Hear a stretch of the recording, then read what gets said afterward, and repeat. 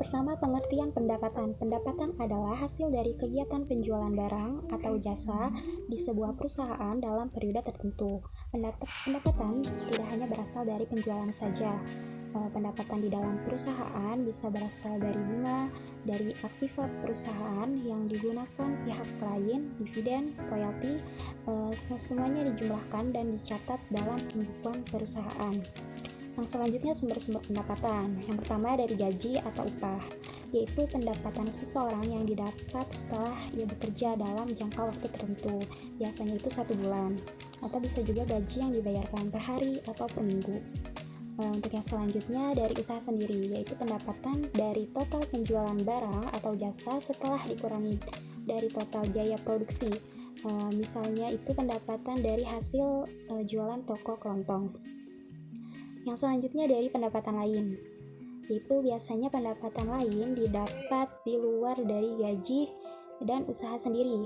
Pendapatan lain didapat tanpa adanya kegiatan usaha, misalnya itu hasil dari menyewakan rumah, mobil, atau aset berharga lainnya, atau dari investasi.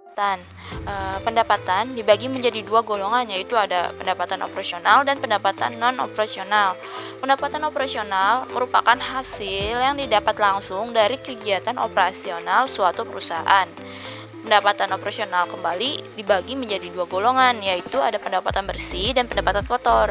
Pendapatan kotor adalah pendapatan dari nilai asli dan faktur penjualan sebelum dikurangi faktur atau return barang dan potongan penjualan. Sedangkan pendapatan bersih merupakan pendapatan dari hasil penjualan barang atau jasa setelah dikurangi oleh faktur, return barang, dan potongan penjualan. Selanjutnya ada pendapatan non-operasional, pendapatan yang otomatis diterima tanpa adanya kegiatan penjualan. Pendapatan non-operasional juga dibagi menjadi 2, yaitu ada hasil sewa dan bunga. Hasil sewa merupakan hasil yang didapat setelah menyewakan suatu objek, misalnya menyewakan rumah, tanah, atau mobil. Selanjutnya ada bunga. Bunga merupakan hasil yang didapat setelah meminjamkan uang kepada pihak lain. Selanjutnya konsep pendapatan.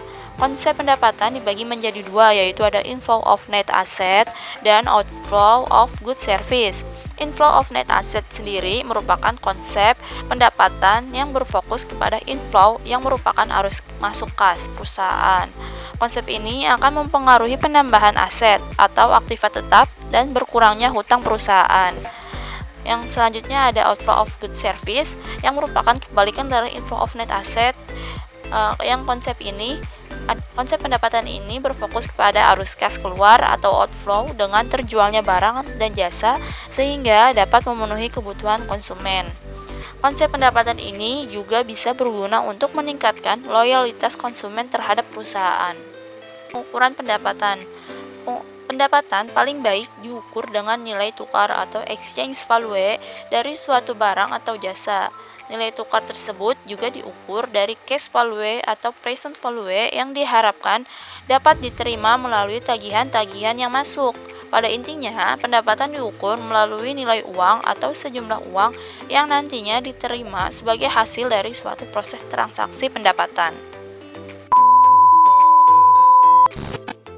Baik, selanjutnya akan menjelaskan mengenai kriteria pengakuan pendapatan.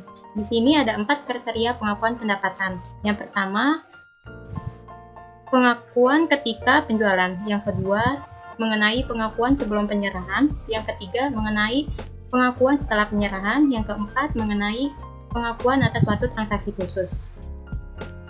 Yang pertama, kriteria pengakuan ketika penjualan.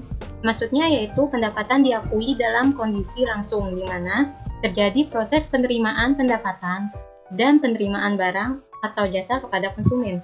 Yang kedua, kriteria pengakuan sebelum penyerahan. Maksud dari kriteria pendapatan ini berlangsung selama proses produksi berjalan maupun setelah selesai produksi. Contohnya seperti sistem purchase order dan purchase requisition dalam bidang manufaktur dan retail. Selanjutnya, yang ketiga, pengakuan setelah penyerahan, yaitu sesuai namanya, pendapatan ini baru diakui setelah diterimanya uang pembayaran sebagai hasil dari transaksi yang terjadi. Yang terakhir, pengakuan atas suatu transaksi khusus. Maksudnya, Pengakuan pendapatan ini dapat dicontohkan seperti penjualan waralaba atau franchise serta barang konsiensi. 2,000 years later. Selanjutnya mengenai saat pengakuan pendapatan. Ada masalah kapan suatu pendapatan dapat diakui berkaitan dengan saat atau timing pengakuan pendapatan itu sendiri. Ada 4 poin. Yang pertama pada saat kontrak penjualan, yang kedua selama proses produksi secara bertahap, yang ketiga pada saat produksi selesai, yang keempat pada saat penjualan. Poin yang pertama pada saat kontrak penjualan, maksudnya yaitu dapat terjadi ketika perusahaan telah menandatangani kontrak perusahaan dan bahkan sudah menerima kas untuk seluruh nilai kontrak, tetapi perusahaan belum mulai memproduksi barang. Poin yang B, yang kedua, selama proses produksi secara bertahap. Maksudnya yaitu dalam industri tertentu, pembuatan produk memerlukan waktu yang cukup lama. Misalnya, dalam industri konstruksi bangunan. Biasanya produk semacam ini dilakukan sebagai proyek dan dilaksanakan atas dasar kontrak.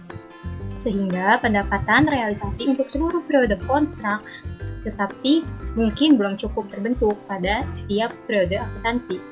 Dalam hal ini, pengakuan pendapatan dapat dilakukan secara bertahap atau per periode akuntansi, sejalan dengan kemajuan proses produksi atau sekaligus pada saat proyek selesai dilakukan. Poin yang ketiga, yang ke-C, yaitu pada saat produk selesai. Maksudnya, pengakuan semacam ini setara dengan pengakuan pendapatan metode kontrak selesai. Pengakuan pendapatan atas dasar produk selesai pengakuan pendapatan atas dasar saat produk selesai diproduksi dapat dianggap layak untuk industri ekstraktif atau pertambangan, termasuk pertanian. Poin yang keempat, yang ke-D, yaitu pada saat penjualan. Maksudnya yaitu pengakuan ini merupakan dasar yang paling umum. Kenapa? Karena pada saat penjualan, kriteria penghimpunan dan realisasi telah terpenuhi. Dari kelompok kami, Apabila ada kesalahan, mohon dimaafkan. semoga bisa bermanfaat. Wassalamualaikum